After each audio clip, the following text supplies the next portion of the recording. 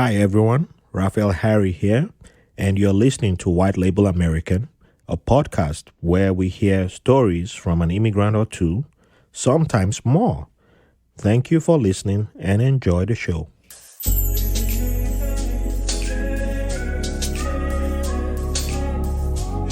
Hello everybody, and welcome to another episode of White Label American. Thank you all for joining us today. Before we begin and we get to meet today's guest, I would like to drop our recommendation. And today's recommendation is from a good friend of the podcast and a brother, Steve Waddy, the host of Podcasters Live. He has other podcasts, but I'm going with Podcasters Live, and I will drop the episode that has today's guest. And the episode is the diversity in podcast, why it matters. That's the episode I'll be recommending. You can find it on YouTube and you can find it on the Podcasters Live website. And there you'll meet today's guest. So that's a nice segue. See how I did it? Nice segue right there. You meet today's guest. I am honored to have Michelle Ngome. See, I got it again. Oh man, I should have that sound bite where just that's the applause just for myself. We have that saying that a lizard that falls from an Iroko tree, if nobody claps for it, it claps for itself. So always. So who is Michelle? I'll give you a little bit and then Michelle will tell you about herself. She's the host of the Marketing for the Culture podcast. She's an inclusive marketing speaker. She's the founder of the African American Marketing Association. I won't tell you where she has her heritage from. She'll tell us about that. She's based in Houston, and she's a super duper person who has a wealth of knowledge that we are going to be tapping into today. And I'm so honored to have her join us today. And yes, there's a whole lot of gems that I'm hoping we will be receiving today. And without saying too much, welcome to the show, Michelle. How are you doing? I'm doing well. Thanks for having me. Hey, everyone. I almost spoke French there for some reason. French is about to come out, and then I was like, wait, how do you say, how are you? Comment allez-vous? Comment allez-vous? Oh, yeah, I forgot that one. No, me too. Yeah, but you said it, so you remembered. So yeah. Don't ask me the meaning, though. Yeah. It's not going to happen. So before I get to the main questions, there was something that I saw in your profile that caught my attention. What does it mean to be an inclusive marketing speaker? Oh, we're going there? Yes. I just wanted to get that because it's something that I don't think I've heard that before. So yeah, before we dive into your origin story, well, yeah, I think we should learn there about that first. Yeah, let's start. Okay. So yeah, I'm an inclusive marketing consultant / speaker. And what I do, I help organizations with inclusive marketing development. So what does that mean? Inclusive marketing or diversity marketing is how you use your current marketing strategy, but then you bring the awareness of all of the diverse communities, right? So diversity goes beyond race, but is your marketing efforts inclusive when it comes to race, sex, gender, religion, whatever you're targeting, are you inclusive? When we talk about historically, when we talk about mainstream America or mass media, we're talking about white America. Mm-hmm. All right. And I'm going to try not to go too deep because I'm in the middle of doing a lot of research for my book. So I just help bring context to the importance of diversity in marketing.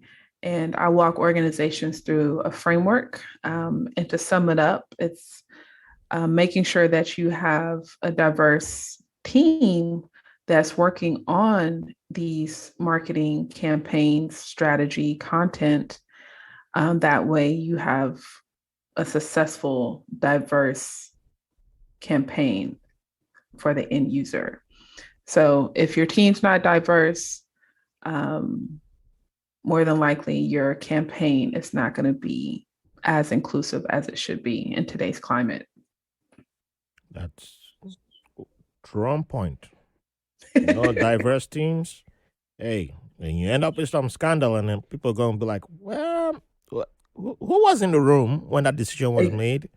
And then they'll Exactly. be like, then you Exactly. have to release that speech saying, we do not condone racism in any way or form. And here we go. You could have Yeah. avoided all that. So And it's complicated. I know.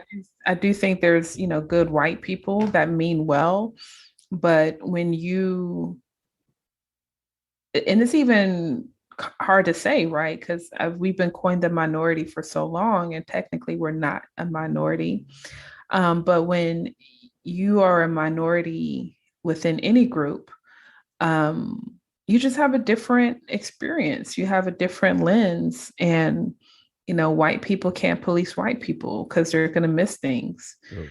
So it's important to have a Black guy, a Hispanic lady, someone in the LGBT community, someone of a different religion, a person that may have a disability, to add to the conversation in order for you to have a better team structure as well as your marketing efforts. That's true. I mean, even with my podcasting, I it's one reason why I made sure from the beginning I wasn't going to just be the podcaster for model immigrants, or show Mhm. just one type of story, because every time I've brought someone who came from, quote unquote, outside of my bubble, there's so much that they were talking about, even people who were from the part of Nigeria that I'm from, but like an example, someone, the first gay man that I had on the podcast who grew up in similar in the southeastern area, but very close to the same area that I am from in Nigeria. His experience was totally different from mine, but I knew a lot of what he was talking about. But I understood why when he explained why I couldn't, because I was like, wait a minute, why was I not seeing all this in the news? And then when he said Mhm. it, it made sense. It made so much sense. I couldn't say, hell no, that's a lie. Except if you just wanted to be contrarian for the sake of, you Right. knew deep down within you that yes, there's a reason why all this was hidden from you. And that's why I had to bring someone like that on the podcast to share his story and share his experiences. And that's why I'm always make sure I try to reach out and get every person whose voice isn't always heard. And it's important. And I had someone who recently said, "Oh, I'm giving Nigerians a good name." I said, "It's that. What exactly is a good name? If it's easy for me to just come out and say, we all smile, we all sing hallelujah and all this. I can do that, but it's not always about my story. It's always, everybody has a different experience, and you have to allow them come give their voice. So if I limit it to just one type of people, who am I helping exactly? So you have to show the Yeah. diversity in the stories. And yeah, so I'm glad that you're doing what you're doing, because you're helping in your own way. So it's great. Thank you. So now we can dive into your origins, and to begin, we'll begin with your name. You got Michelle Ngome, two names that stand out. So what are the meaning of your names? So my full name is Michelle Imade Ngome, and my middle name, Imade. I'm named after my grandmother on my dad's side. Mm. And then I have my dad's last name, Bakosi Man.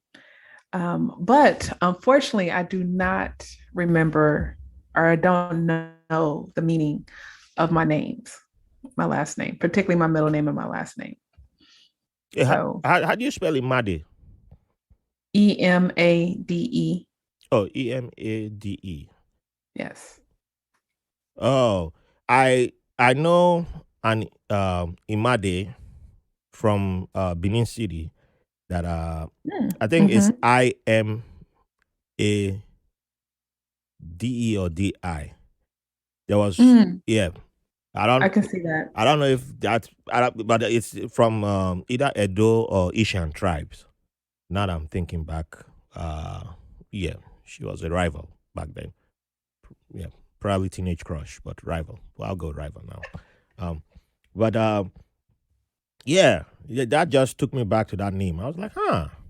So, but Benin is not because like my people, we are much closer to the Cameroon border, but Benin is closer to Yoruba or to Western Nigeria. So Mhm. back in the day, they were even considered Western Nigeria. If you know Benin history, they always fight with Yoruba people, claiming that Yoruba came from them or Yoruba said they came from Benin. So that's their own beef. So, but the name, as soon as you said your middle name, I was like, huh, that just popped up in my head like in my day. I was like, wow, I've heard that name before. Yeah.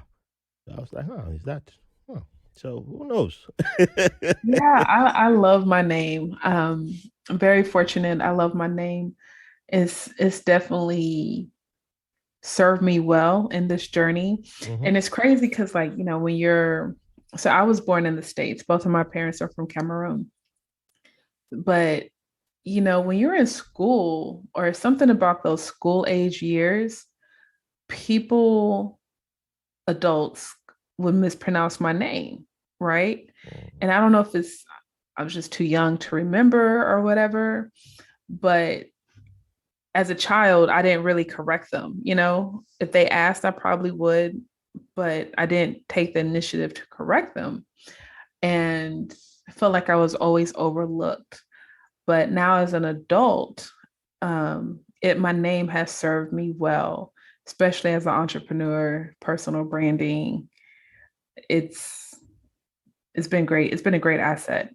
And then obviously, I've always loved my name, but now I know why. It just has a greater appreciation. Nice. So you mentioned that you were born in the States, but where were you born? And you've already given us a brief insight into your childhood. So yeah, give us the full gist of your childhood. Oh Lord. So I was born in Alva, Oklahoma. Oklahoma. Wow. Exactly. You might be the first Oklahoman on this podcast.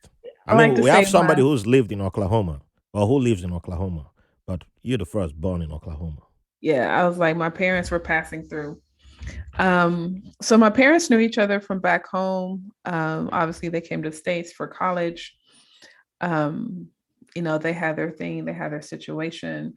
So my mom left Oklahoma. We moved to Lubbock, Texas. My dad was in Atlanta, but my first memory of my dad was in 1989 when I went to Cameroon for the first time, um, to meet my family and obviously my dad and all that kind of stuff. But how was I? 6, 7? I was young. I was really, really young. And I'm knocking on 40 now. So the memory is definitely funny. And then my brother is 5 years younger than me. So I think he was 2 when we were there just to visit, for a couple of weeks during Christmas break. But I'm always grateful for that experience because, when you're at that age, you're not, I think things have changed now, but if you're going back to the late 80s, you're not exposed to too many things outside of your neighborhood, Yeah. right? And at that time, there was just, and even now, well, no, but at that time, there was just a lot of negative pictures of Africa, Yep. right? Not even knowing the country, but just the continent where they would still, the infomercials in the middle of the night would have the skinny child with the big belly and flies all over flying around their body. You got this white woman pouring water into the child's mouth so they can drink and donate now. Oh man. And it's like Africa, no. Was it the Roy Wood commercial? Was it Roy Wood? I had that. Well, the Daily Show that had the commercial. Listen, I keep it real 100, so you know what I'm talking about. And so mom's like, we're going to Africa. Like, what you mean and why? why are we going there? That's where you're from. What? You're like, what? No way. But man, it was, a beautiful thing. And it's just, thank God I was a child, right? So just totally naive. And it's just like, we're taking a plane? Like, so I mean, I'm 8 years old. Like, everything's a first. Yeah. We're taking a plane. It's a 48-hour flight, and had a house and an outhouse. And I remember it was the holidays, and we could like walk around the village, and people were giving us money for Christmas. And I was like, oh, I want to do this every year. We need to come back every year. And I'm sure that's when I got my sweet tooth, because then I started drinking top and eating sugar cane all day. Oh yeah, sugar cane. So it was an experience. It was the first time I went to the zoo, the first time I saw the ocean. I've been in love with water and the beach ever since. And that was a big part of my life, or a big memory that I love. And fast forward, at the age of 12, I went to go live with my dad in Atlanta, Georgia. And he had remarried. And my stepmom, she's also from Cameroon. So I lived with them, graduated high school in 2000. And then I moved to Houston, and I'm still trying to figure out this adulthood. Hey, ain't we all? Yeah, adulthood. Yeah, like, whew, it's yeah. a sham. It's a sham. It is. It is. When my nieces and nephew ask me some questions, I'm like, but yeah, it was overrated. It's overrated, completely overrated. Like, wait till you become a man. I'm like, yeah. When did I become a man again? I don't know. I look at my daughter now. I'm a big girl. I'm gonna be a big girl one day. I say, Nah. Kid, enjoy it while you can, because Stay in your place, baby. yeah. Stay. Yeah, because as soon as it starts, you go, you gonna get it. You gonna be like, oh, that's why my mama and papa are like that. Oh, okay, I see. Now I get it. So what city did you go to on your first trip to Cameroon? I can't tell you. I don't know. Like, I really don't know. Like, I already have a semi bad memory. So for me to recollect things 30 years ago, almost 30 years ago, yeah, it's challenging. But yeah, so my dad is Bukosi. And then my mom is Baminda. Oh, yeah, I've heard of Baminda. Yeah, so, and we have a great Cameroon culture here in Houston. So it's refreshing. But oh, okay. I'm glad to hear that, because everything I've heard of Houston is just like Nigerians have owned that place. So yeah, they're all over. Nigerians, Pakistanis, and Indians, and I'm like, yeah, I don't think there's room for any other person to exist there. So no, the thing is, and I get this all the time, and I look like my dad. So my dad speaks very proper. So it's always that, oh, you don't look African, or you don't sound African. And then you got to turn into a butthole and be like, so what does African look like? What does African sound like? Well, you know what I mean? And it's like, all right, people, come on now. But so it's like, we're out here. My mom, she still has a very thick accent. Mm-hmm. And she's very popular. And she has the tribal on her face and all that kind of stuff. But I think, the default is Nigeria. There's so many Nigerians. Everyone just assumes Nigeria is the continent. Yep. So I'm like, come on now. It's like, we out here. There's other countries. So that's why I have the Cameroon flag in my IG profile. I think my Twitter profile. And maybe about 5 years ago, I was like, I'm not going to call myself African American anymore. I'm Cameroon American.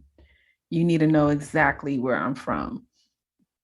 So Yeah, you see, the only time I did some, okay, minus when I was anti-black. Since I gave that up, the only time I was like, you know what, they might need to put a cap on Nigerians. Was we're way too extra. So I was like, after I had a few encounters in Texas, I was like, you know what, maybe they need to build a wall again around Nigerians because they're just way too many in this Texas place. Back in my single days, I met this lady. She was from Haiti. Well, she said her family is from Haiti, but she grew up in Houston. And being a player then, and I was talking to, I was at her house, and my boy called me, and I spoke in pidgin. I was like, "Hey man, I'm with this beautiful lady. Don't call me.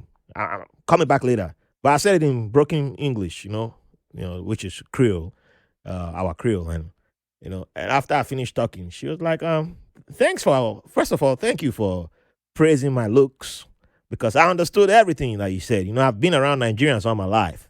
And I was like, what? What you mean? I was like, I wasn't talking about you. She's like, yeah, in Houston, you guys are everywhere. So that's how you all talk. I was like, what? You mean?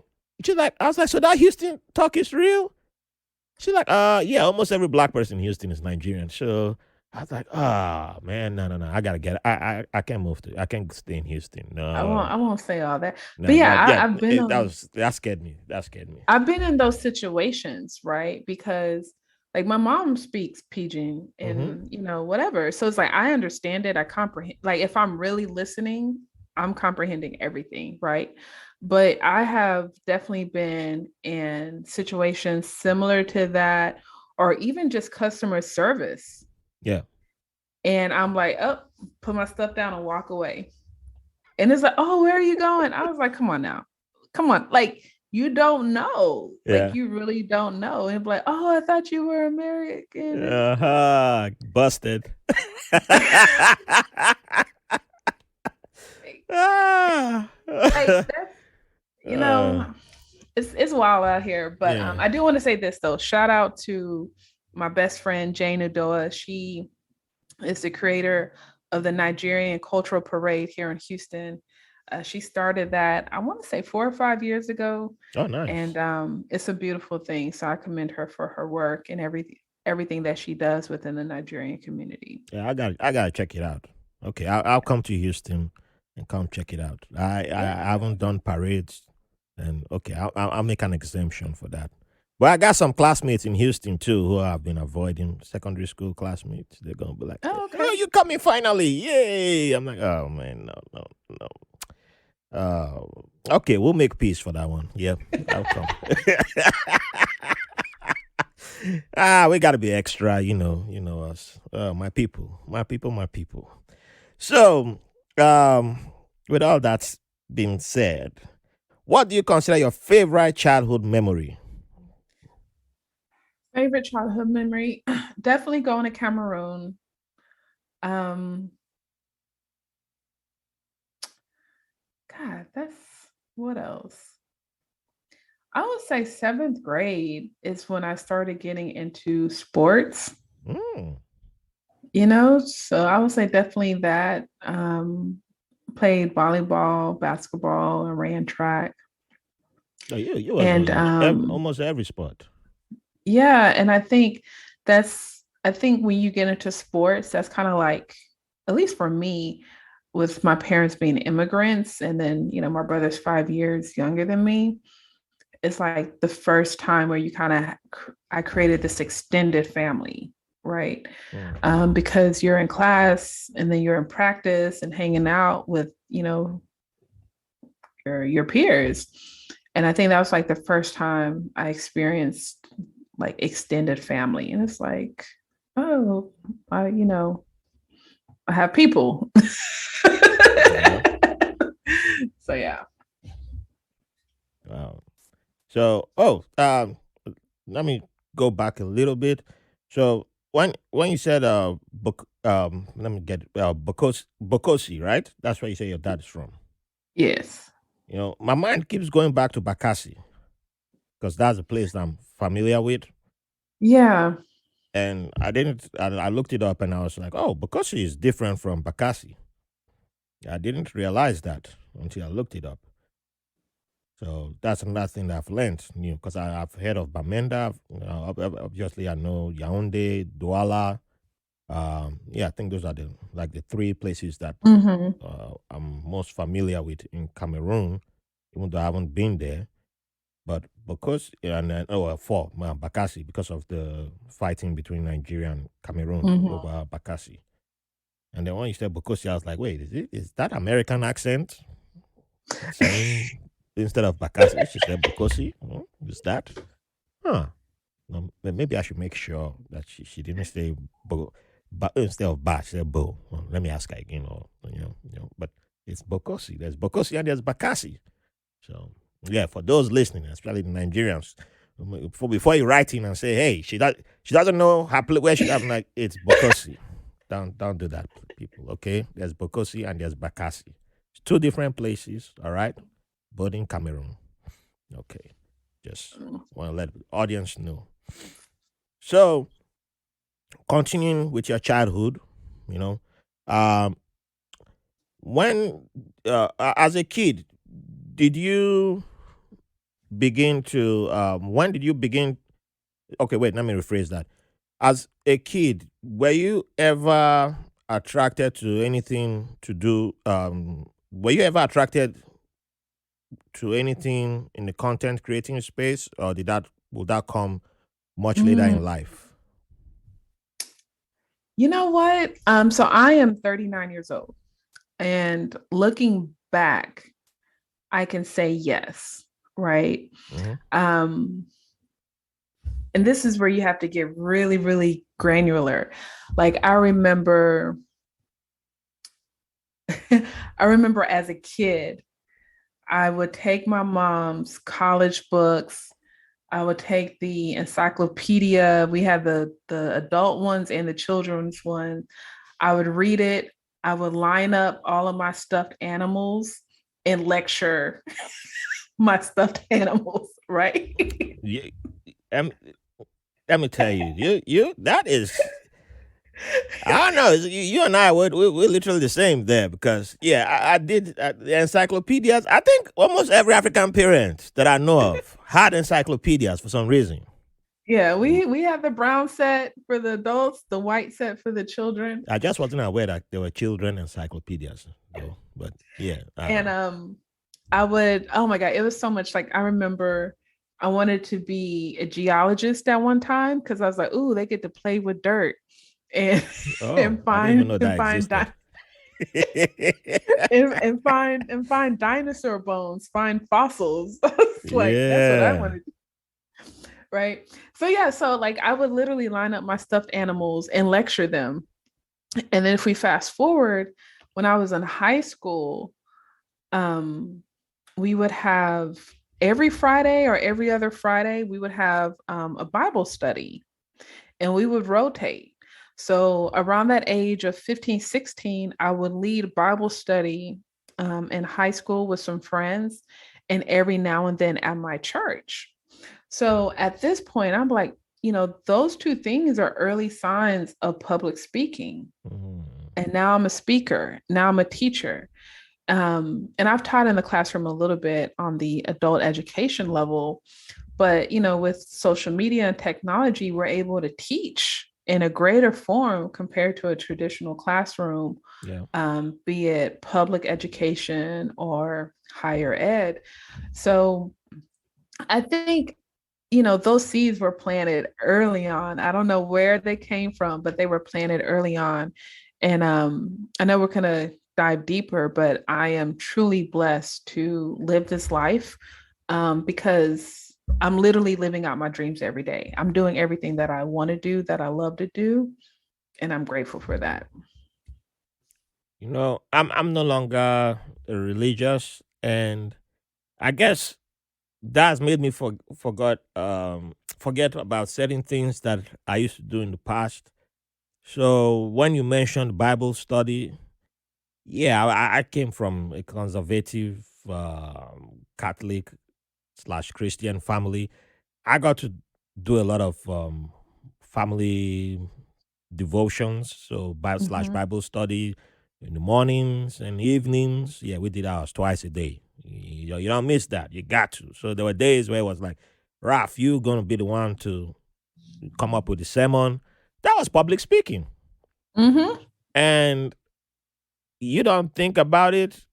But yeah, I had the anxiety because you had to come up with a sermon that will make sense. You don't want to be like, oh, if I pick something, and I don't want people to laugh at me because I was the youngest in Mhm. the house before my nieces and nephews were born. So yeah, I went through all that, and I was able to overcome it and preach with this, come up with a sermon, and that led to my elder sister have beginning to have hopes that I'll become a pastor at one point in time. Yeah, which is one reason why we don't talk anymore because apparently her dreams, her dreams didn't come true. But Don't get me started on yeah, that. so but by the time I moved to the states and join the Navy and take begin college classes, my very first class was public speaking, Mhm. and I I was freaking out to give my first speech, and I'm grateful to my professor whose name I can't recall now at Tidewater Community College, but he was a hippie too, and but he helped me a lot. But I think by then it never dawned on me that I'd done public speaking because I'd preached at church, I'd preached at Mhm. home, once or twice I'd gone preaching in the streets. I talk to strangers. I'd preach the Bible like See? you go preach to someone. Like get out of here. And then sometimes somebody will say, "Okay, I'll listen to what you have to say today." That is part of public speaking, and this is Exactly. why I love doing this podcast because some of these memories are part of the things that after a recording, I go talk to my younger ones like, "Hey man, you got the skill sets when you are going to apply for jobs and you're like, oh, okay, they're like asking for 10 years experience. I'm like, all the stuff you've been doing from your childhood, it qualifies as part of that 10 years of experience that these companies are asking you for because you've been doing it. You've been doing, but we just don't use those words to say this is a skill. You have the skills. But now you just triggered it in my head. Like, actually, I've been doing public speaking. Yeah, like there's been so much emphasis on formal education Yeah. that people lose sight. Like if I'm not in a classroom, if Mm-hmm. I'm not getting a certification or a degree, Yeah. I don't have a skill set. And it's like you do. And I speak at colleges all the time and I'm like, if you're volunteering, you're getting skills. That's right. Like I understand you're a freshman, but if you're volunteering at your church or religious center, um, any type of community organizations, like you're gaining skills. Like, don't discredit that. If your parents have a small business and you've been helping them on the weekends, you have That- cash handling skills, it's true. organizational skills. It's like, oh yeah. It's like, Yeah. don't discredit yourself. And it's hard to kind of convey that on a resume, like, Mm-hmm. oh, I lined up stuffed animals and lectured. Like, no, but you gotta work, you gotta phrase it right. But yeah, when I look back in my life, I'm like, man, I've had so many full circle moments. That's true.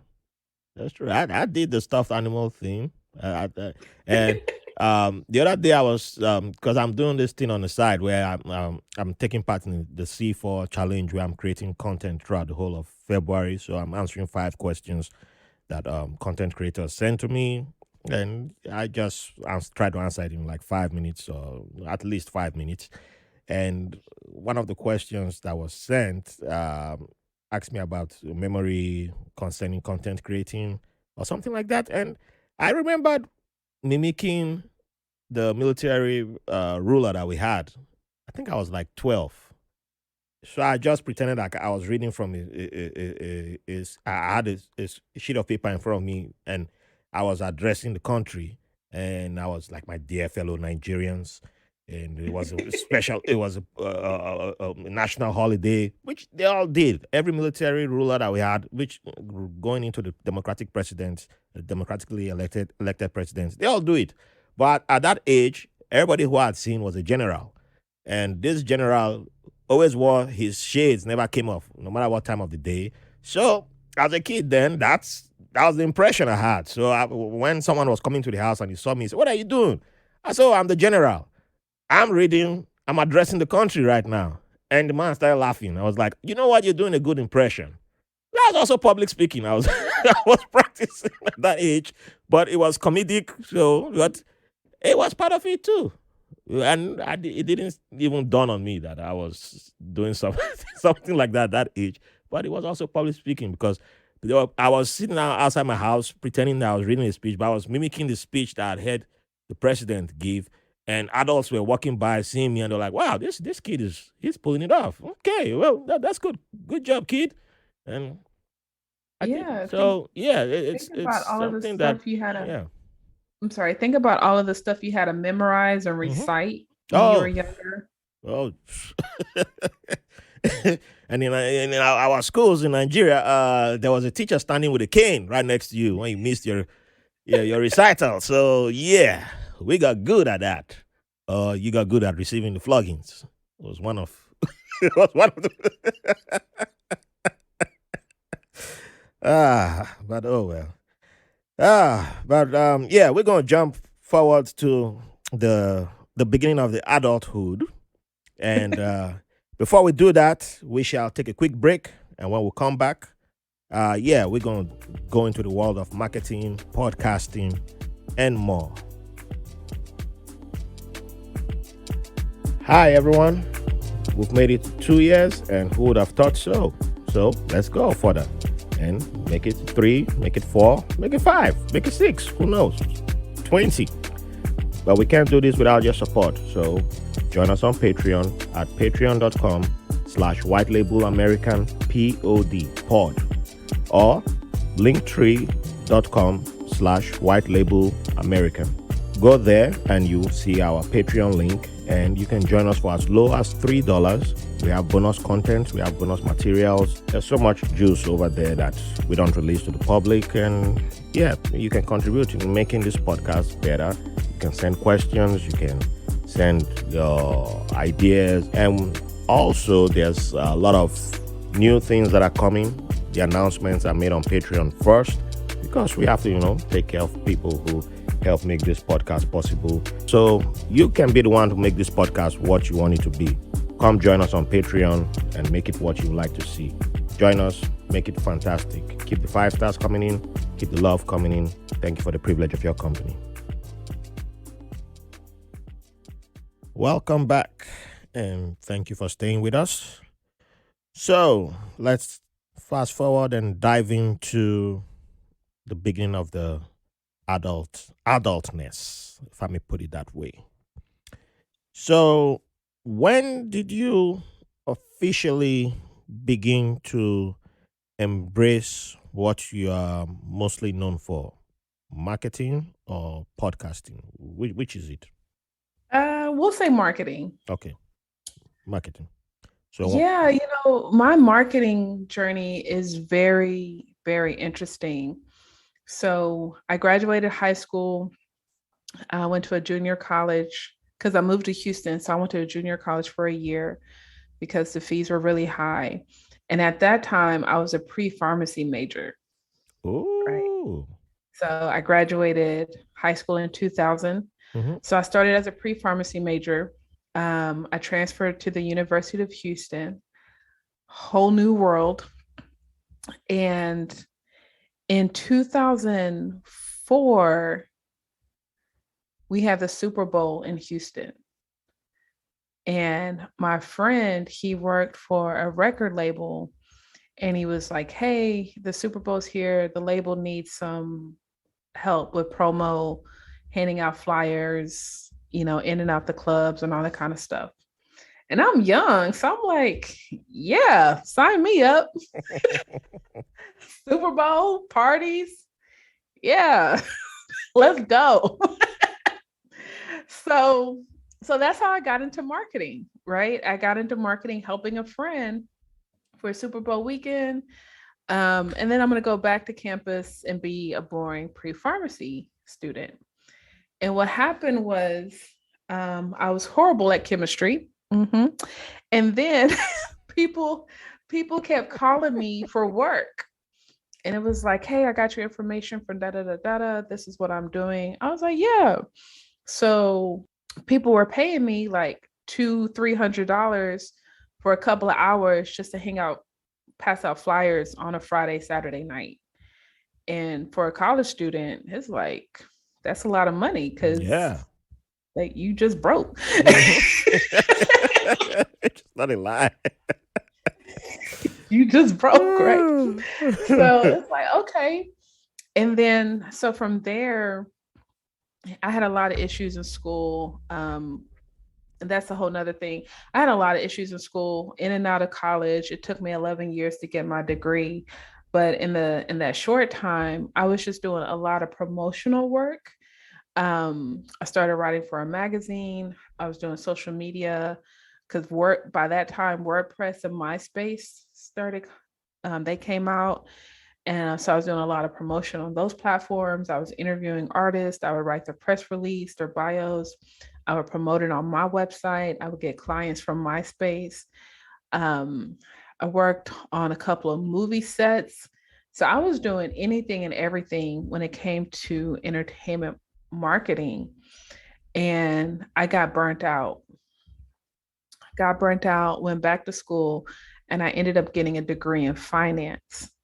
And then I worked in corporate finance. Not what I was expecting, but I know. I worked in corporate finance and banking for about 7 years, and people were still calling me for work. And I was like, I don't do this anymore. Wow. But I realized that social media, so Facebook was here, and I realized they were going to start advertising because, now we're entering Web 2.0. Yeah. And I was like, there's something here. I was like, there's a gap. So I went back to school, started an MBA program, did one semester, dropped out, and I got a master's in internet marketing from Full Sail University. And I was like, okay, this is up to speed. Like, this is what marketing is going to be moving forward. I was like, if I graduate with this MBA, I'm still going to be behind, because it was like international affairs, global business. And I'm like, this ain't it. This ain't it, right? Yeah. So once I got my degree, I got my master's in 2013. I quit my job in finance. And I was like, all right, we're going to open up a social media marketing agency. And so that was in 2013.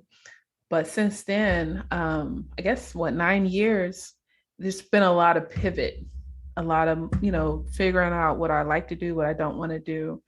I wrote a book in 2014 called Network, Navigate, and Nurture, all about networking, because I was like, how can I be known? Right. And I think at that time, people weren't seeing what I was trying to do as a marketer. But I'm like, if I can write my book and market my book, then people will see it. And that's what happened. And started promoting my book. I was trying to target blogs initially because that's what I knew. And I stumbled across podcasting, started doing podcasting interviews like this. And then someone was like, oh, you should start a podcast. And anytime I hear two people, they're like, you should do this. I'm like, all right, let me think about it. The third person, that's a confirmation. So I was like, bet. I started my podcast in 90 days.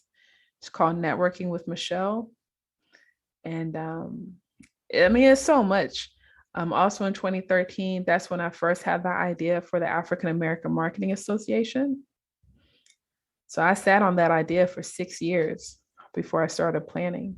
Hmm. And then started planning in 2018. And then we launched February 2019. So we're 3 years old Oh, wow. this month. Yeah, like this month, this weekend. And Congrats. thank you. And yeah, so it's been a lot. I guess in the past 19 years, 19 years of adulthood, and then the past I guess 9 years in business. You know, one one thing that came to mind was I moved to New York in 2014 after I left DFW, Texas, and my roommate was studying marketing. We both met in the military when I was in the Middle East, and he came to me one day. I was like his big brother then, and he was like, he got his first internship, and he said, he looked at how much he was being paid. He did some calculation. He was like, man, this not gonna work. And he's Ghanaian born, and he was like, Charlie, this not gonna work, man. This is not gonna work. And just like that, I was like, so what you gonna do? It's like, yeah, I'm changing my degree, my major, finance. That was it. So I was like, wait, what? So you're talking about you went and got finance, and then it's like, he's like, finance never bring up marketing around me. That guy just, it was Well, like, it's like well, he just I hated marketing off a sudden. Like, and while you were telling your story, there was something that kept ringing out that you did marketing during the Super Bowl, and just from handing out flyers, moving flyers for people for local events, you did it so well that people appreciated that. But it's always in the small details. It's always in the small. That's one of my go to sayings. It's always in the small details, and just from little things like that, you're excelling in those little things. It started showing that you could lay the thread there and see that, wait, there was something there. And I'm not saying that the guy was wrong, the guy I just mentioned, but it just a memory that came to mind of the way he just said, oh, hell no to marketing. It was clear that it wasn't his part. Maybe it wasn't his part, or he just didn't like marketing, but the way he just said hell no, it always makes me laugh when I think about him saying hell no to marketing. Like, this is what they pay people this money. well, I think there's a couple of things, right? One, regardless of what you do, you have to be easy to work with, Mm-hmm. right? Yep. Regardless of what you do, you have to be easy to work with. Um, and then I just saw this meme last night, and it was like, Rick Ross was a Ciroc boy for Diddy for free, but he turned that into $1 million opportunity, right? Hmm. And it was kind of like, well, and I was being sarcastic in the comments. I was like, well, he could afford an intern, right? Like you got to have some kind of stability and foundation before you do free stuff. It's hard to kind of negate that. Yeah. But what at that time it was just I was just helping a friend, right? I didn't have the problems and the responsibilities like I do now, where I'm like, wait a minute. But I think, whatever you do, whatever you decide to do, that's your decision. And you need to operate in excellence. Mhm. And, that's how you're going to make money. Like I did something for free a couple of months ago. And they just keep bringing me back, bringing me back. And when they're bringing me back, they're paying me because I'm just easy to work with. That's a great point there. Because if that's true, if you're not easy to work with, it's. I was listening to Roy Wood Jr. On Mark Maron's podcast, which is a great episode. I'm going to recommend that on a future podcast. But right now I'm still going to recommend it. It's a great listen for everything he was talking about. But Roy Wood Jr. Talks about there's something he said from his earlier days of comedy, which mirrors what you just said, where he said it took him a while to realize that even Mark Maron said something along that point of view, that I think when they both began in comedy in stand up, it was, it's like, yeah, go out there and kill it. You just want to kill it, say whatever I want to say, and then they realize that it's a business. You want to be the guy who will get rebooked. You want them to call you back. It's not about I just come here and I did my thing. Yeah, you can do your thing, but if nobody enjoys working with you, they're not gonna call you back. And Right. when that dawned on Roy, that's when he started changing how he gave his comedy, he delivered his comedy, and the experience he had with the people who were booking him. And he started working until he said until he got to be on the Daily Show. That's when he achieved some security. Well, until then, he hadn't achieved any security, so he had to walk towards. This is what I'm trying to achieve. I need to be rebooked, and yeah, but the way he explained it, which I didn't do a good job of explaining, but it was more along that line of, yeah, people need to enjoy working with you. If they don't, then why Yeah. would they bring you back? It's as simple as that. You can find 1,001 reasons to say, oh, this is why they didn't call me back, or but it all boils down to, where you're working at, the business you're in, and if they don't Hmm. enjoy working with you, then I don't see why I should bring you here and give you my money. They'll pay you. That's Basically. so. The African American Marketing Association, if I may touch on that briefly, you started that 3 years ago, and how has that been having building that community? It's been tough. It's been a journey. A lot of self-discovery of just, leadership and vision. I think overall the mission of AAMA is to galvanize Black marketers in order for them to have the resources and opportunities they need to grow their career and business. So currently we have about 500 members Wow. of, yeah, people all over, especially due to COVID. Yeah. Um, even with that happening, the positive is it accelerated our growth tremendously because we went from in-person events to virtual events, and now anyone in the world can be exposed to our events on social media, or they're like, oh, I can actually attend, and it's not just in Houston or whatever. So I'm grateful for that. We've done some amazing things in the past 3 years. Last year, we came out with our top 50 Black marketers list. We gave plaques to our founding members. We started the Marketing for the Culture podcast. This year, we're going to have the Marketing for the Culture Summit, which I'm really excited about in Atlanta, Georgia. Nice. So I think, it's been some great progression in a short amount of time. Awesome. Awesome. I'm glad to hear that. It's not always easy when you start an African American. Well, the name African was what got me there.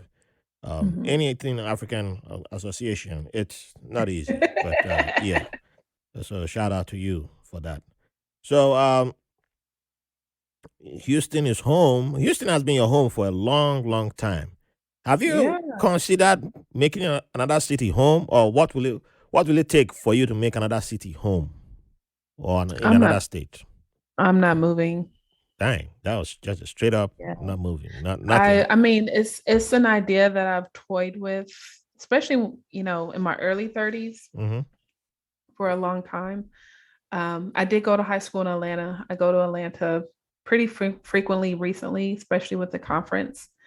Um, but no, it's Houston is the best city when it comes to the bang for the buck. So even though the cost of living is going up, we're still cheaper than a lot of major cities. We don't have state tax here. And as an adult, especially once you hit your 30s, those are just things that you consider. Um, I don't have a family. I'm not married. I don't have any kids, but like not having state tax.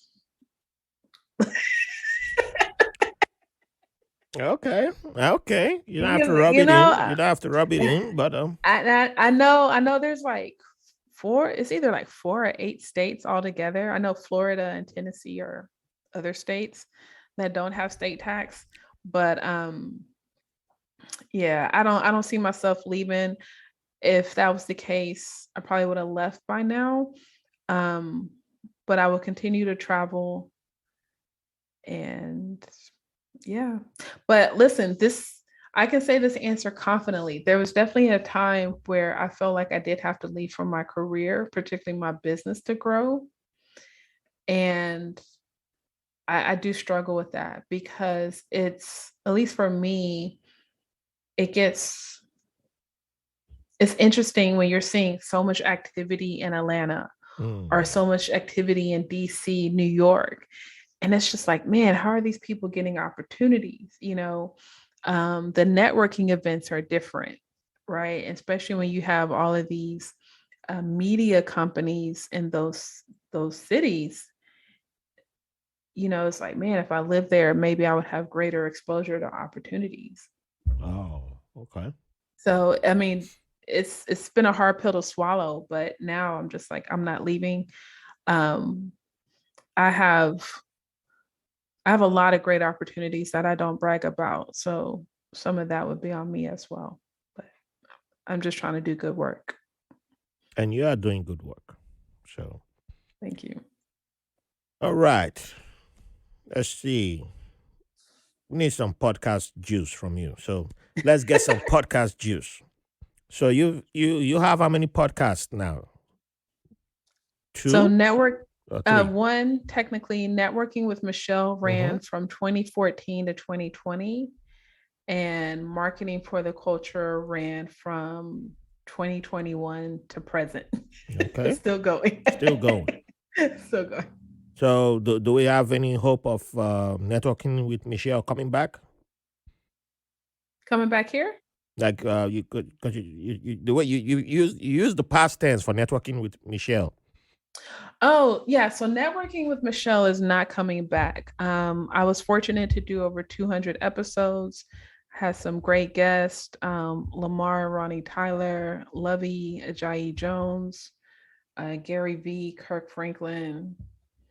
I had some great guests over the years and beautiful experience, a lot of self-discovery, a lot of self-awareness.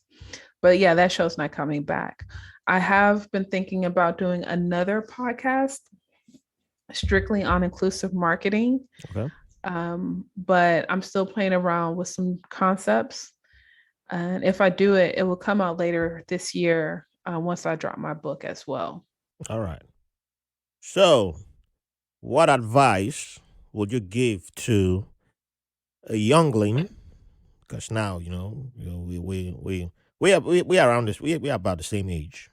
I turned 40 in May, so I can start dressing like Kenya Boris. I just like the money in the bank account, but yeah, that's my plan. And yeah, so what advice would you give to a youngling who's about to kickstart podcasting, or even an oldling? Because I know someone who's in the 60s about to start podcasting. Yeah. And, thanks for giving the shout out earlier with the recommendation of the diversity in podcast episode we did with Steve. I would say podcasting is a skill. And because it has created a low barrier of entry, everyone feels like they can start a podcast and even a YouTube channel or just content creation in general. Mm-hmm. That's true. And we'll stick to podcasting, but it is a skill, right? So even if you start, I would strongly encourage people, how can you find ways to get better? And that is something I had to learn when I was listening to the Jordan Harbinger podcast, where he was saying he would just turn the mic on. Like he didn't prep. It was like 15 minutes before the show, he would prep and da da da da. And that's like, I get it. I've been there and I'm still guilty of it. But he said, once he took his time to read the guest books, take notes, listen to other interviews, ask different questions, that's when his show skyrocketed. That's when he made more money in ads. And it was just like, wow, really? And that's something that I had to learn. I started studying my guests. I bought a book on interview questions or an interview handbook. And I think I'm naturally curious, which is great. But what are some ways that I can present better? Right? How can maybe you don't have the money to make your show different or better because it's just fucking expensive. It is. But it is. That's why I right? need that Patreon money. Bring it, people. Support me. That's another thing. People underestimate the cost and the work. They feel like, oh, I can just talk to my friend. I can just turn the laptop and talk. Mm-hmm. But it's the stuff behind the scenes too. Yeah. Like the editing, the uploading, all of the moving pieces. Like I used to be a podcast producer. I had a couple of clients for about 2, maybe 3 years. And I realized I was going to go into a different direction, especially with the inclusive marketing. So I was like, Michelle, you got to let go of all of your clients.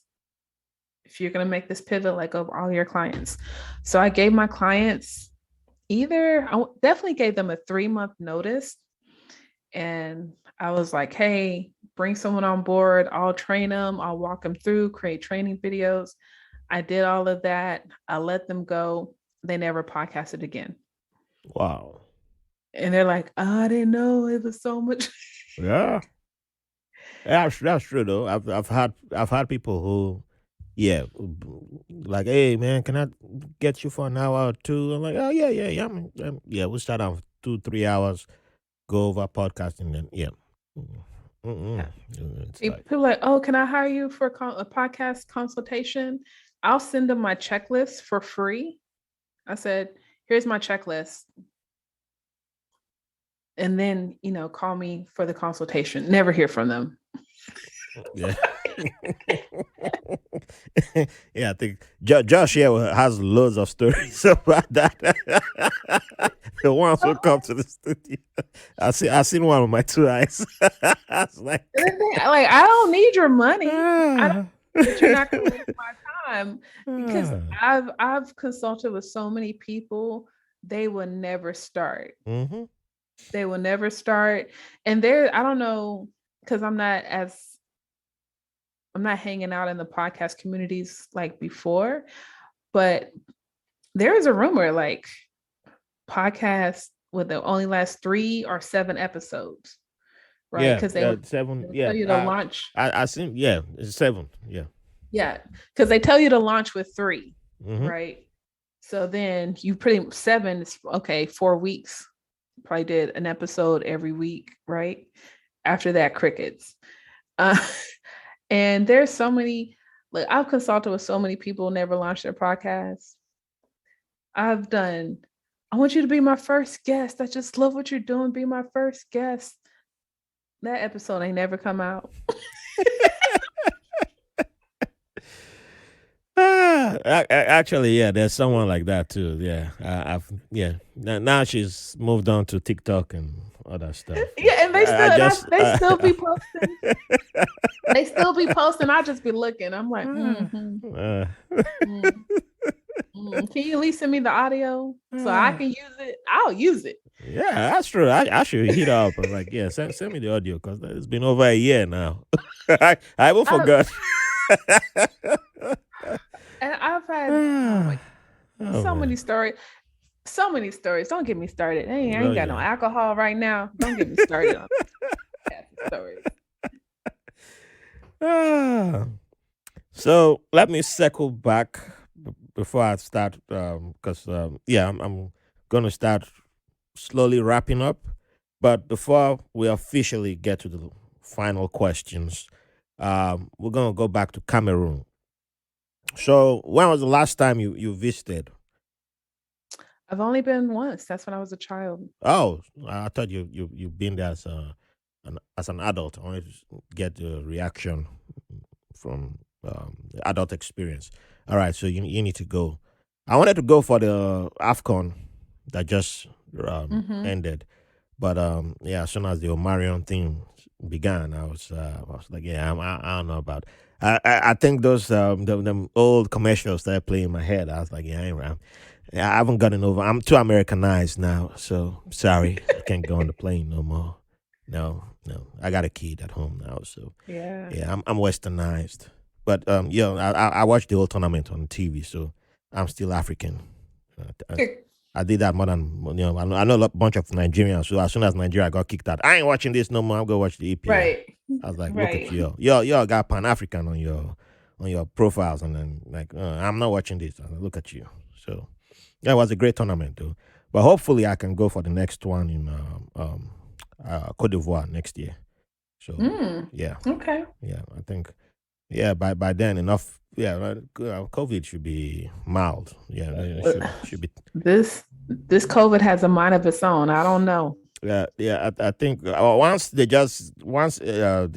this kid's vaccine is approved for the under five, yeah, I think that's it. I think people will have run out of patience and be like, all right, the world is open now. We done. We're done Yeah. waiting for unvaccinated to who don't want to get vaccinated, and yeah, people are just gonna start doing their thing. And there was this article I saw. Well, yeah, on the African BBC Africa yesterday. Zanzibar has, I guess, UAE gave Zanzibar they call it the ED technology. They don't have to Mm-hmm. test you at the airport. There's this machine. It costs $1 billion. Oh my gosh. Yeah, but as soon as it literally scans you. If you have COVID, it tells you right there. Pow. That's why it cost $1 billion. It's what they have at the Abu Dhabi airport. Okay. All right. So first of all, doesn't that sound crazy to you? Because I'm like, technically, COVID was around the fall of 2020, Mm-hmm. but globally, March 2021. So in 1 year, am I getting my dates right? The fall of 2019, March 2020. So in a year and a half, they already have $1 billion machine that can scan if you have COVID Uh, in 1 year well, yeah, I at the guess. airport. Yeah, in Abu Dhabi, and now they've donated it to Zanzibar. So, Don't get me started on these conspiracies. hey, this is a great time to get into the conspiracies, but we're not gonna do that here now because, yeah, that already cost me some money. I'm But saying, like, people are moving quick, man. it's People are moving quick. so, hey, it's apparently that's it, but it sounds like yeah. I ain't gonna say, but it looks like they know what they're doing. That's what I'm saying because Abu Dhabi not gonna spend $1 billion on I that. agree. But I agree. I because believe you. if you're going to UAE, their policy is this: if you can come if you're unvaccinated, but as soon as you get off that plane, we're gonna give you the injection.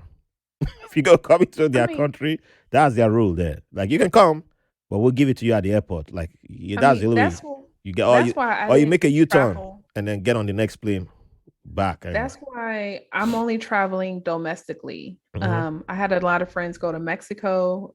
Clearly that's like down the street for us, Oh yeah, but I just don't feel like going through all of that stuff. And I'm like, I'll just travel domestically until, we're whatever COVID free looks like. that I don't know if we'll ever get to COVID free. Yeah, I don't know. Yeah. Even Mauritius, that's at 80. Mauritius and Seychelles are at 80% of the population vaccinated.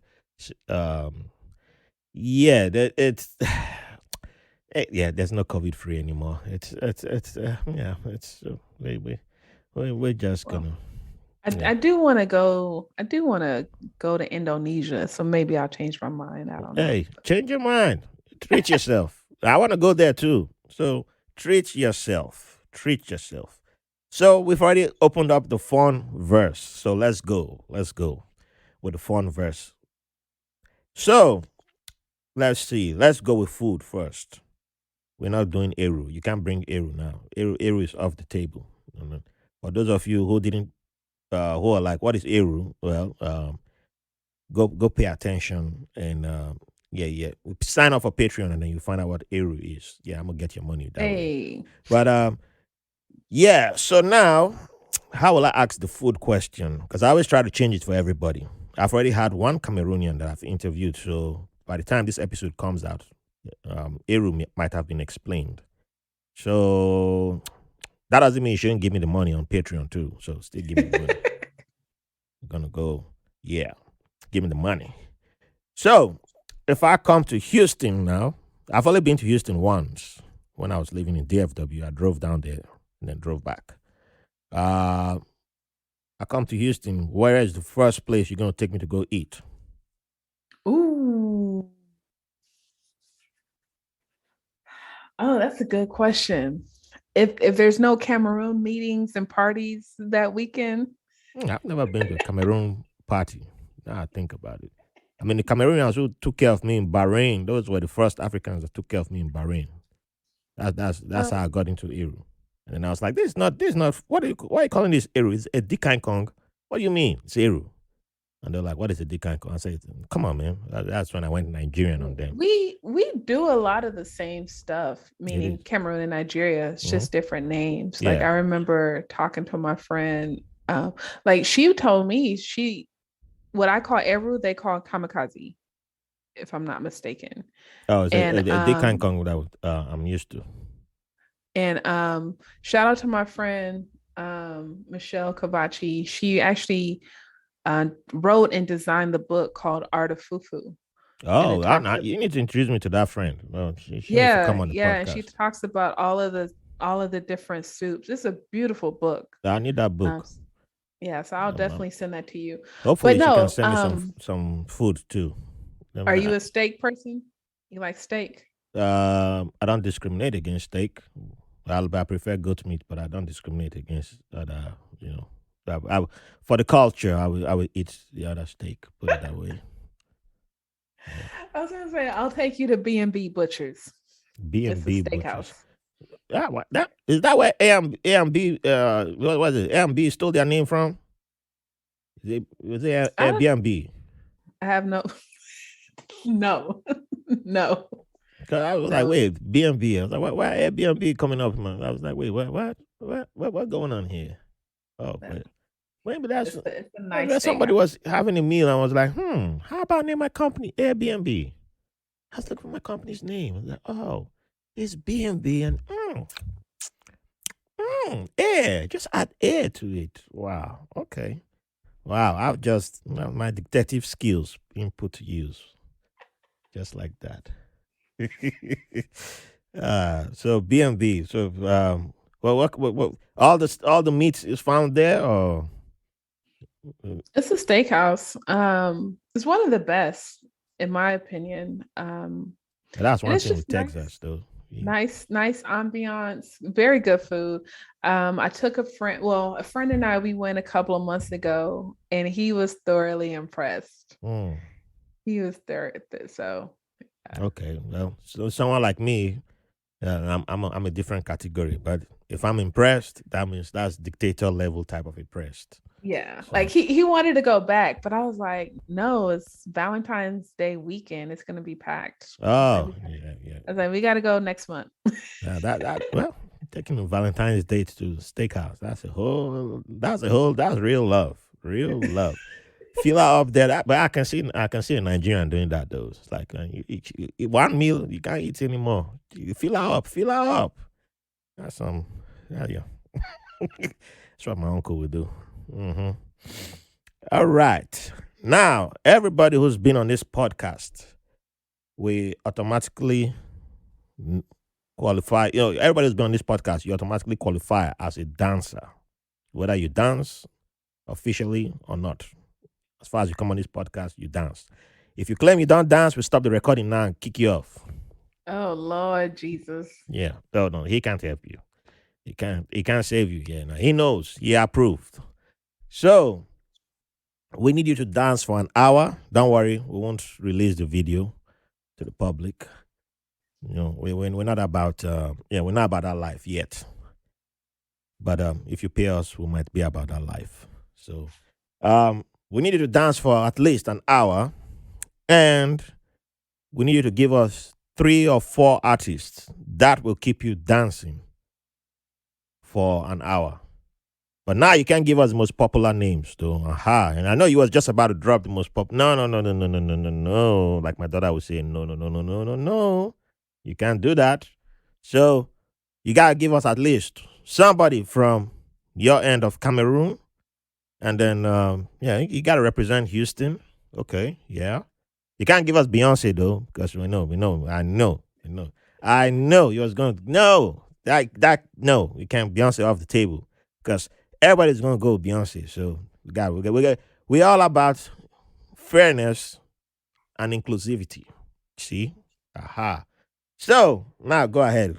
Give us the 3 or 4 artists. And that's crazy because I don't have my phone on me. Yeah, excellent. No cheating. Is it Favor Time to Party? I don't know if he's from Cameroon or Nigeria. What? Favor? No way. That's Nigerian. That's cheating. No. Nigerian? There's some Cameroonians are sharpen your knife. Cameroonian people, sharpen your knife right now. Somebody's betraying you. The Cameroon artists that I usually come across, they're French speaking and they're rapping in French. Or they're old, like that's the new artist, or they're old school. And I don't know those artists, but I know the drums. When I hear the drums, I'm like, okay. I was like, okay. I see. Well. Yeah. Okay, we'll give you a caveat. You can grab your phone. And no, I'm not getting my phone. But no, I'm gonna say, listen. I'm gonna say, Burner Boy, African Giant, Twice as Tall. Those are 2 classic albums in my book. And even the one where he has the black cover. Wait. That's one artist. I mean, how many? That's one artist, 3 albums. Okay. Wait. Then one artist taking 3 spots. Burner Boy's that good. I gotta dance. Listen, the people of Cameroon, are you sure this is your person? You guys might want to come check out. This is what happens when you hang out with too many Nigerians. Cameroon American with the Nigerian music lover. Nigerian. She's denying Cameroon right now. AFCON. You see, she's supporting Nigeria at the AFCON. Cameroon in my blood. And I support my neighbors. The second artist would be Drake. Josh, is that not can we take Drake? That isn't he popular? Where the Canadians? Canadians gonna be like, Drake is a mad popular person. In fact, Burna Boy can't even qualify. He's popular. Burna Boy, he's cross mainstream. What kind of party is this? What kind of party is this? There are artists that can make you dance that haven't. We're trying to bring people to the limelight. We're trying to. It doesn't have to be just okay. We'll put Drake. We're just for you. We'll do it. We'll do that. Okay, no popular artists. And not Beyonce. So I don't want to say, I don't even listen to Meg Thee Stallion that much. Well, we already accepted Burna Boy and Drake. So, I mean, I can't, but my hands are tied now, my hands are tied. I guess I listen to indie artists, but I really don't know their names. Like right now, one of my favorite artists is FKJ. FKJ. And he's like, that sounds like a white guy from Sweden or Paris. Yeah, probably that's why I've seen that name. Yeah, and it's just instrumentals. He doesn't sing. He'll have guests, but it's just did he do a song with what's this kid's name? I think he's from Virginia. The black kid. I thought I liked that song though. There was no singing in that song. There's an artist named Darius Crayon, Cartel, but I listen to a lot of instrumentals. I listen to a lot of is it lo-fi or chill music? Yeah, lo-fi. I listen to a lot of that, especially during the day because I'm usually working. I used that to put my daughter to sleep back in the day. I consume so much content Mm-hmm. That sometimes I just need the music. I don't need the singing. I Yeah, just need the music. So I listen to a lot of that. that helps you. Yeah, that helps me too. Yeah, because sometimes you don't need the we don't know how to like calm things down. We just need we are too pumped. Like sometimes it's just like, Yeah. my people, calm down. Waiting happen. You just we not be only you did this word. Sure. So yeah, all right. We accept those. I have to fine tune the question for next time so that Drake and Burna Boy can sneak in there. But yeah, but Drake, you can still call me on my cell phone. We can talk. It's all right, Drake. It's all right. All right. Oh, one quick question. I forgot to ask you. Um, are you what do you think about marketing in the metaverse? Yeah. So I'm not skilled in the metaverse as far as I haven't taken it upon myself to participate, Mm-hmm. but I definitely think it's something worth exploring. Um, I think the good thing is a lot of us have the means to do it. Um, and what do I mean by that? I think one of the problems when it comes to marketing in historical context as well as trends, there's a wealth gap and there's a trust gap, right? Mm. So I feel like the metaverse, this Web 3.0 that we're entering into, the metaverse NFTs, I think that's a creation of wealth, right? Um, but the thing is, a lot of us have smartphones, so now we're able to assess it Yep. if we want to take the time to learn and educate ourselves and participate versus before, there was a time where everyone couldn't afford a computer in their house, but I'm pretty sure every household has a smartphone, That's true. right? Yeah. So it's more accessible. This digital currency that we're entering into is more accessible than ever before. Um, but you have to minimize that trust gap in order for you to learn. And if you're an early adopter, there's possibility that you can find wealth in it. I'm not an expert in crypto. I've dabbled in it. I think there's too much red tape.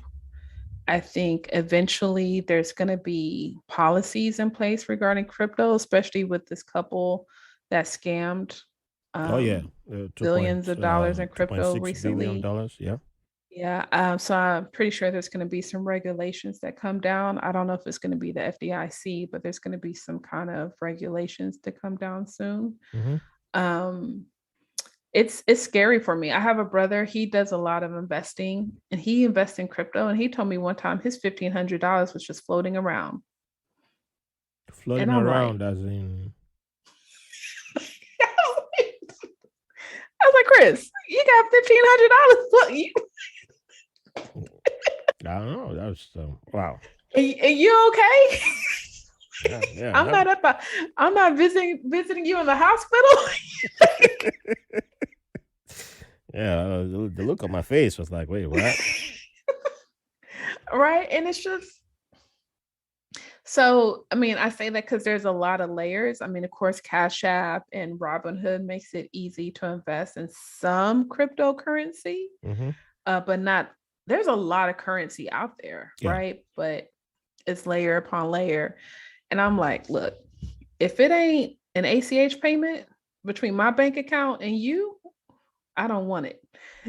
Yep, that's where I am at right now. But I still follow the crypto verse and all that. But although someone pointed out something to me recently that all the stuff metaverse is big right now. I'll talk about metaverse, but in the gaming world, the metaverse isn't new because the Grand Theft Auto was the example the guy Mhm, gave, mhm. and he said, yeah, that's literally metaverse. But Right. Facebook just came and made it much more popular right now, and Popular. everybody is now saying metaverse. But if you look out the gaming world, people have been in the metaverse for a long time. And But I was like, oh, that makes sense the way the guy explained it. And I was like, okay, that's actually so. It seemed like they've been doing product placements in a whole bunch of gaming. So that's also marketing, but I just never done because I don't play video games. So it exactly. never But done for me. and that's the thing when I say about accessibility, right? Yeah. Because a lot of these things are so niche Hmm. that if you're not a part of that community, you don't know. So, for example, and I don't think you have to be in the community to participate. Yeah. So right now, I'm talking to my friends. I'm like, I'm going hard on Apple stock right now, and I have my personal plan when it comes to investing in Apple. And they're like, why are you going so hard on Apple? And I'm like, Apple, they are not necessarily the company that makes something first, but they are a company that makes something better. That's true. Innovation, right? Yeah. So now that the metaverse is here and we all know about it, I think they're going to create something that's going to make the metaverse better. I don't know what that is, but their hardware products are really, really good, Mm. right? Yeah. They want to create a car Yeah, that's that's gonna, true. that's going to compete with Tesla. So I'm looking at it like, okay, 20, 25 years from now, when I need to retire, I need Apple to be the next Amazon when it comes to stock price, Mm. stock value. Hmm. So I'm like, I need to invest now as much as possible because I know this is going to be a $1,000, $3,000 stock by the time I retire. Um, and with that being said, when we look back at Facebook and their Oculus headset, Yeah. that never that never really got the traction Oh no. that it needed. Mm-mm. But I think Apple can come in and make something better. And the thing is, the community Facebook built is different than what Apple built. If Apple says they're going to come out with a headset or any other type of hardware, it's going to sell, It will. It will. you know. Yeah. So I feel like, especially when you get older and we got so many other things to worry about, maybe you don't need to participate in the metaverse, but what are some things that you can do alongside, like once again, traditionally investing in stocks, mutual funds, and ETFs, that this company has business or products, services within the metaverse. And once it pops, it pops. So another thing, it's not metaverse related, but this is important because I don't think we talk about this enough, especially when you get into the African communities. Um, like I'm investing a lot in electrical vehicles, Yeah. right? Because once again, I'm looking, okay, 20, 30 years from now, uh, I think electrical vehicles are going to be just as popular. Tesla, whether it's Tesla, and there's some other companies, I can't even think of them right now. But Rivian and but now almost yeah, all the major players have an EV. We saw the right, commercials at Super Bowl. None of them was advertising regular gas vehicles. It was right. all EVs they were advertising. And if you look at Ford in March 2020, their stock was $4. Now it's $25. And people are That's true. anticipating their electrical truck. Yeah. Tesla's at $1,000 plus. So I'm like, okay, these EV companies that are public, that are 4, 5, 10, $20, I can afford that now. So if I can invest as much as possible, I'm hoping if Tesla's 1,000, maybe this 500, maybe it's 800 a share. Mm. And then last week, Biden made the announcement they want to invest $5 billion in um, electrical stations, right? Because the cars are being produced, but there's no stations. Yep. And also the So, roads that can charge. EVs too. So when I was already investing in ChargePoint, they do the electrical stations. But That's a great idea. when Biden made that announcement, their stock went up, right? So people, I say that to say that this is, and it's so much, right? Because it's politics. But when these announcements are made, whether it's from the president or these companies and news, think about what's going on. Think about infrastructure. Think about what do I need to invest in? What's going to pop off? Whether it's 5 years or 10 years from now. I bought Moderna stock when it was $29 at the beginning of the pandemic. Wow. It went up to $400, and now it's like 100 something. But it was like, just making that sacrifice. Like, oh, we need a vaccine. It's a pharmaceutical company. Yeah. hey, that was great thinking there. It's great thinking. Yeah. All right, that's some great. That's something that people should pay you money for right there. The gems that you just dropped there. That's what some good change. So people, you go consult, go pay that money to Michelle. She's what every time. She just gave you some great stuff right there, and yeah, I'm gonna use all that and invest too. And so that's why you should give money to invest also at the same time. So, Michelle, I can't thank you enough. I remember merci beaucoup. I don't know. I can't remember any thank you in local languages from Cameroon, but I can say barang from the Manjaco in the Gambia. I remember that one, and I'll go with that one. But final question for you as I wrap it up. What would you like to leave the audience with? It's a freestyle moment. Could be from your book that you're writing, or from the one you've already written, or from anything that inspires you. I would say the most important thing is to be proud of who you are, especially if you're an immigrant child. It's not easy. I don't think it's easy. But be proud of who you are, be proud of your heritage, your culture, and know that's just one of many things that make you unique and tell your story. So believe in yourself. People are going to doubt you, and you have to move forward in spite of. So believe in yourself. Thank you for those beautiful words. Please, where can the people find you? If they want to get in touch with you. Yeah, Michelle Ngome, Ngome. You can follow me on Instagram for the cool stuff, Facebook for the real stuff, and LinkedIn for the professional stuff. Yay. My website is michellengome.com. All righty. You heard that, and it will be in the show notes. All the links will be there. Make sure you check it out and go show Michelle some love. All right. Umbana, as my people say, the jaws. Again, multiple thank you. That's another thing I get from this show. The multiple thank yous, you get that. I don't really speak a lot of languages. I just know how to say thank you in almost many languages. It works. When you go to airports. So, hey, looking forward to having you back on the show again. And we appreciate you. Thank you for the work that you're doing. We'll definitely hang out again. So, you're welcome. Hey, everyone listening. Don't forget to go to www.whitelabelamerican.com. Hit that subscribe button.